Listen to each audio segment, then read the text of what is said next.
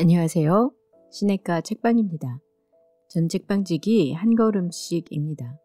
오늘은 지난 시간에 이어 이재철 목사님의 새신자반 중에서 성경이란 무엇인가에 대해서 정리해 드리도록 하겠습니다. 성경이란 무엇인가? 디모데후서 3장 15절. 성경은 능히 너로 하여금 그리스도 예수 안에 있는 믿음으로 말미암아 구원에 이르는 지혜가 있게 하느니라. 성경은 하나님의 살아있는 말씀이며 모습이자 능력입니다. 성경 말씀을 통해서 하나님의 음성을 듣고 하나님의 모습을 뵈며 하나님의 능력을 확인할 수 있기 때문입니다. 그러나 이러한 것들을 알지 못하면 성경은 그냥 하나의 장식장에 꽂히는 책에 불과합니다. 성경에 대한 바른 이해는 곧 하나님을 바르게 이해하는 것입니다. 믿음은 하나님의 말씀에 대한 믿음이요 순종이고 하나님의 말씀이 곧 성경이기 때문입니다.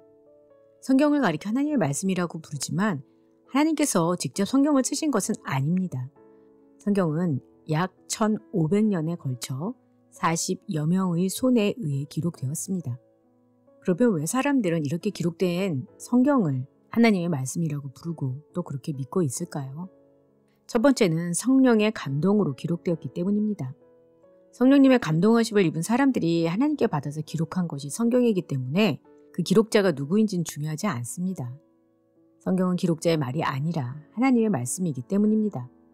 베드로후서 1장 20절에서 21절. 먼저 알 것은 성경의 모든 예언은 사사로이 풀 것이 아니니 예언은 언제든지 사람의 뜻으로 낸 것이 아니요 오직 성령의 감동하심을 받은 사람들이 하나님께 받아 말한 것임이라. 그러면 성경이 성령의 감동으로 기록되었다는 증거가 있을까요? 있습니다. 성령님의 감동으로 기록됐기 때문에 성경을 읽을 때마다 성령님께서 역사하십니다. 이것이 우리에게 증거입니다. 두 번째는 완전한 통일성을 지니고 있기 때문입니다. 창세기부터 요한계시록까지 전체 66권의 크고 작은 책들로 이루어져 있는데 성경을 쓴 기자들은 대부분 동시대의 인물들이 아닐 뿐더러 다른 나라에 살기도 하고 서로 다른 언어를 쓰기도 했고 서로 정보를 교환한 적도 없습니다. 그런데도 성경은 처음부터 끝까지 완벽한 통일성을 지니고 있습니다. 세 번째, 시간과 공간을 초월하여 모두를 위한 말씀이기 때문입니다. 성경은 어떤 한 시대의 사람들만을 위해서 쓰여진 것이 아니라 모든 곳에 있는 모든 사람을 위한 그러한 책입니다. 마가복음 13장 37절. 깨어있으라. 내가 너희에게 하는 이 말은 모든 사람에게 하는 말이니라.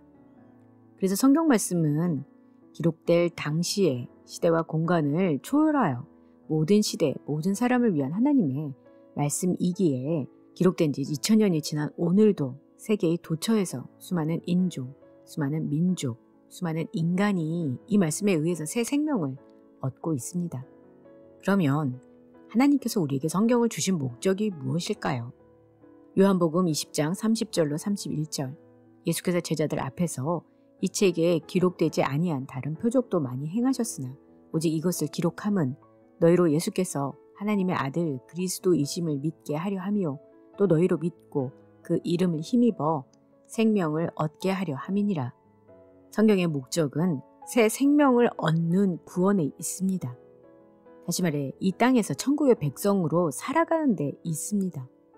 그래서 성경을 믿는 그리스도인은 성경을 통해 자기 삶의 초점을 천국에 맞추고 이 땅을 천국으로 일구어 가야 합니다.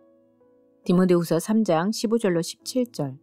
또 어려서부터 성경을 알았나니 성경은 능히 너로 하여금 예수 그리스도 안에 있는 믿음으로 말미암아 구원에 이르는 지혜가 있게 하느니라. 모든 성경은 하나님의 감동으로 된 것으로 교훈과 책망과 바르게 함과 의로 교육하게 유익하니 이는 하나님의 사람으로 온전하게 하며 모든 선한 일을 행할 능력을 갖추게 하려 함이라. 본문은 성경을 주신 목적이 온전한 사람과 온전한 선행을 이루기 위함이라고 밝히고 있습니다. 구원받은 사람은 구원받은 사람답게 천국의 백성답게 영원한 생명을 얻은 사람답게 살아가야 합니다. 이것을 위해 성경이 주어졌습니다. 구원은 믿음으로 얻지만 구원받은 그리스도인의 바른 삶은 중단 없는 훈련에 의해 가꿔지기 때문입니다. 성경은 크고 작은 66권의 작은 책들로 구성되어 있는데요. 구약이 39권, 신약은 27권으로 되어 있습니다. 구약은 창세기부터 에스더까지 역사서라고 하기도 하고요. 제일 앞에 있는 5권의 책 창세기, 출애굽기, 레위기, 민수기, 신명기를 5권의 책을 율법서라고 합니다. 역사서 다음에 있는 욥기, 시편, 잠언, 전도서, 아가서를 시가서라고 합니다. 그 다음에 있는 말씀들은 예언의 말씀들이라고 해서 예언서라고 하는데 예언서 혹은 선지서라고 불립니다. 분량이 많은 대선지서, 이사야, 예레미야, 애가, 에스겔, 다니엘이 여기에 속하고요. 소선지서는 호세아, 요엘, 아모스, 오바댜, 요나, 미가, 나훔, 하박국, 스바냐, 학개, 스가랴, 말라기가 있습니다. 신약은 27권인데요. 제일 먼저 등장하는 마태복음, 마가복음, 누가복음, 요한복음을 복음서라고 부르고요. 요한복음을 제외한 세 복음서는 같은 관점에서 기술되었다고 해서 공관복음이라고 불립니다.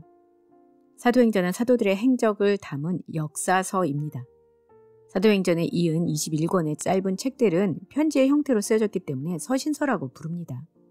그 가운데 사도 바울에 의해 쓰여진 14권은 바울 서신, 그리고 그 외의 서신은 공동서신이라고 부릅니다. 공동서신은 야고보서, 베드로 전후서, 요한 1, 2, 3서, 유다서로 이루어져 있습니다. 요한계시록은 예언서로 분류됩니다. 성경 말씀의 특징은 무엇보다도 영생의 말씀입니다. 영생의 말씀이라면 그 말씀은 항상 계시는 말씀이어야 하고 베드로전서 1장 23절에 너희가 거듭난 것은 썩어질 씨로 된 것이 아니요 썩지 아니할 씨로 된 것이니 살아있고 항상 있는 하나님의 말씀으로 되었느니라 라고 말하고 있습니다. 또한 말씀은 항상 내게 가까이 있는 말씀입니다. 그리고 참된 말씀으로서 그 말씀은 우리의 실상을 보여주며 만물의 실상을 반영하는 거울이 될 수 있습니다. 히브리서 4장 12절로 13절 하나님의 말씀은 살아있고 활력이 있어 좌우에 날선 어떤 검보다도 예리하여 혼과 영과 및 관절과 골수를 찔러 쪼개기까지 하며 또 마음의 생각과 뜻을 판단하나니 지으신 것이 하나도 그 앞에 나타나지 않음이 없고 우리의 결산을 받으실 이의 눈앞에 만물이 벌거벗은 것 같이 드러나느니라. 성경 말씀에 있는 능력을 살펴보겠습니다. 첫째는 부르시는 능력입니다. 우리가 지혜로워 우리가 먼저 주님을 찾은 것이 아니라 주님의 부르시는 능력이 우리로 하여금 주님을 바라보게 한 것입니다. 둘째, 치유하시는 능력이 있습니다. 우리의 삶 가운데 말씀으로 치유함을 받은 수많은 간증들을 아마도 들으셨을 것입니다. 어떤 사람은 말씀을 듣고 바로 기적처럼 낫기도 하고 어떤 사람은 수술을 통하여 은혜로 낫기도 하고 여러 경우가 있습니다. 만약 지금 병이 낫지 않고 있다면 주님의 능력이 부족해서가 아니라 그 병 속에 우리를 향한 주님의 은총이 깃들어 있기 때문임을 알아야 합니다. 그걸 알아야만 더 이상 병의 노예가 되지 않을 수 있으며 건강이란 이름의 우상 숭배자로 전락하지 않을 수 있습니다. 셋째는 변화시키는 능력입니다. 많은 그리스도인의 삶 속에서 얼마나 주님께서 말씀으로 사람들을 변화시키는지는 여러분도 많이 보셨으리라고 생각이 듭니다. 우리가 포기케 하시는 말씀의 능력을 의지하여 우리의 삶에서 뜯어내야 할 것들을 날마다 뜯어낸다면 언젠가 사람들은 우리를 통해 살아계신 예수 그리스도를 만나게 될 것입니다. 넷째는 격려하시는 능력입니다. 사람들에 의한 인정이 아니라 주님만을 위한 자신을 숨기는 훈련을 시작해야 합니다. 사람의 갈채가 없는 곳에 주님의 격려가 임하고 주님의 격려만이 우리의 속을 진리로 채우기 때문입니다. 다섯째는 사탄을 물리치는 능력이 있습니다. 마지막으로 창조의 능력이 있습니다.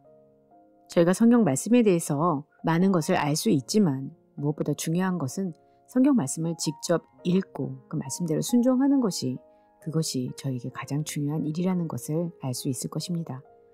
신앙생활이란 중단 없는 훈련의 삶을 사는 것이고 그 훈련은 말씀의 훈련에서 시작됩니다. 네, 다음 시간에는 기도란 무엇인가를 정리해 드리도록 하겠습니다. 그럼 다음 시간에 뵐게요. 안녕히 계세요.